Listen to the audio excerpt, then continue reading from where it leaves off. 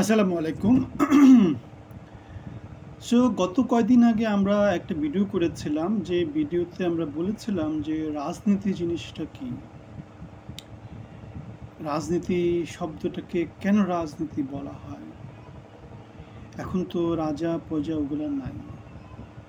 আর রাজনীতির যে মতভেদগুলো আছে, যেমন গণতন্ত্র, সমাজতন্ত্র, এগুলো কিভাবে প্রতিষ্ঠিত হয়েছে, অথবা ইসলামী শাসন,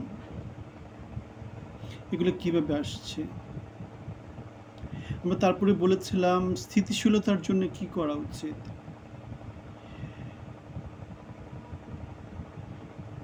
খুব দ্রুত যদি নির্বাচন হয়, ঘন ঘন যদি নির্বাচন হয়, অসুবিধা কি। নেতা যদি খুব দ্রুত পরিবর্তন হয়, সেখানে অসুবিধা কি।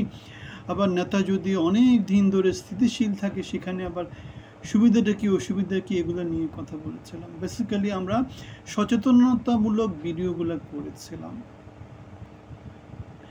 কারণ আমাদের মধ্যে অনেকেই রাজনীতি জিনিসটা, রাজনীতি রাজনীতি মানে কথা, আমরা সারাক্ষণ রাজনীতি নিয়েই থাকি, কিন্তু রাজনীতি জিনিসটা কি সেটা নিয়ে আমাদের খুব বেশি ধারণা নাই। সো আমি এই ভিডিওর নিচে ওই ভিডিওটার লিঙ্কটা দিয়ে দেব, আপনারা চাইলে দেখে নিতে পারেন। সো আমরা আজকে যেই টপিক নিয়ে কথা বলবো, সেটা হচ্ছে বাংলাদেশের রাজনীতিতে যে বড় দলগুলো আছে, প্রত্যেকটা দল নিয়ে পর্যালোচনা করব। খুব সংক্ষিপ্ত 5 মিনিটের একটা আলোচনা হবে। এখন আজকে যে দল নিয়ে কথা বলবো সেটা হচ্ছে জামাতে ইসলামী। আমি বলেছিলাম যে, গত ভিডিওতেই বলেছিলাম যে ভিডিওর কথা বললাম রাজনীতি নিয়ে।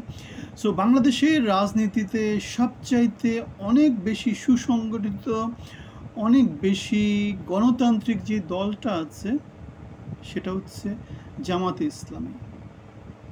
দল হিসেবে তারা জামাতে অনেক বেশি গণতান্ত্রিক, অনেক বেশি সুসংগঠিত। কিন্তু তাদের যে মতবাদটা, সেটা হচ্ছে আবার কি, সেটা আবার মধ্যপন্থা না। সেখানে শুধুমাত্র তারা তাদেরকে নিয়ে কাজ করে, যে মুসলমান, ইসলামী শাসন, এই ব্যাপার স্যাপারগুলো তাদের রাজনীতির মূল এজেন্ডা। তারা সবাইকে নিয়ে চলে না। তারা মসজিদ কেন্দ্রিক, মাদ্রাসা কেন্দ্রিক অথবা মুসলমান কেন্দ্রিক একটা রাজনীতির কথা বলে, যেখানে অন্য ধর্ম, অন্য বিশ্বাস, যেখানে প্রগতিশীলতা, সেগুলোর খুব বেশি স্থান হয়তো বা নাই। আমি গত ভিডিওতেই বলেছিলাম যে মধ্যমপন্থার রাজনীতি এবং বাম বা ডানপন্থী রাজনীতির সমস্যাটা কোন জায়গায়, যে সমাজের সবাইকে নিয়ে চলা হয় না, যার ফলে যেটা হয়, ভোটের রাজনীতিতে হয়তোবা এরা অনেক বেশি পিছানো থাকবে। যে সমস্ত এলাকাতে অন্য মতবাদের লোকজন থাকবে, তারাই নির্বাচিত হবে। শুধুমাত্র এমন এমন এলাকায় হয়তোবা জামাত ইসলামের প্রার্থীরা নির্বাচিত হবে, যেখানে মসজিদ, মন্দির, মসজিদ কেন্দ্রিক, মাদ্রাসা কেন্দ্রিক খুব বড় একটা কমিউনিটি আছে, এবং জনগোষ্ঠীর মধ্যে মসজিদ এবং মাদ্রাসা কেন্দ্রিক যে মতবাদগুলো আছে, সেগুলোর গ্রহণযোগ্যতা অনেক অনেক বেশি আছে। আমরা বলেছিলাম জামাত বেসিক্যালি বাংলাদেশের স্বাধীনতার বিরুদ্ধে যেহেতু দাঁড়িয়েছিল, মানে কীভাবে দাঁড়িয়েছিল, কেননা বাংলাদেশও মুসলমান দেশ, আবার পাকিস্তানও মুসলমান দেশ, সুতরাং মুসলমানের বিরুদ্ধে লড়াই করতে পারা উচিত না, তারা একসাথে থাকা উচিত। সেই মতবাদটা একদিক থেকে ঠিক ছিল, কিন্তু শোষণ বঞ্চনার যে জিনিসটা ছিল, সেই জিনিসটার পক্ষে তাদের দাঁড়ানো হয়তো উচিত ছিল। এখন যেহেতু বাংলাদেশ ঘটনাক্রমে স্বাধীন হয়ে গেছে, সুতরাং, এবং তারা যেহেতু স্বাধীনতার বিপক্ষে ছিল,